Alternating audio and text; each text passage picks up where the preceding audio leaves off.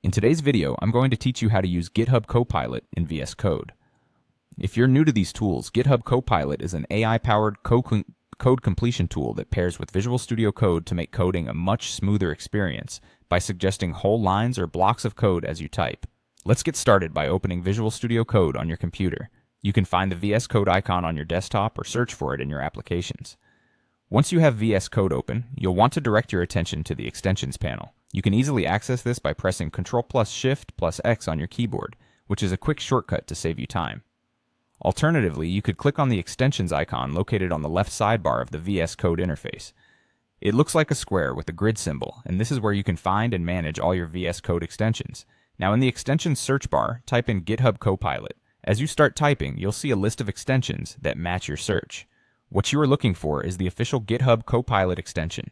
Click on it to view more details about what it offers, and you'll see an install button. Go ahead and click this button, and VS Code will start the installation process for GitHub Copilot. This process should only take a few moments. While you're waiting, it might be interesting for you to know that GitHub Copilot can do more than just finish your sentences. It actually understands context and can help you write entire functions or even find alternatives to your approach by suggesting multiple coding solutions.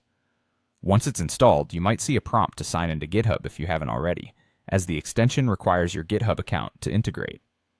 At this point, there's also an optional step. If you are interested in expanding your collaborative coding experience even further, you might want to install the GitHub Copilot chat extension.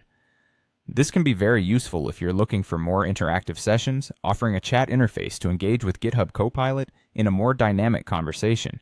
Just search for GitHub Copilot chat in the extensions panel and install it if it piques your interest.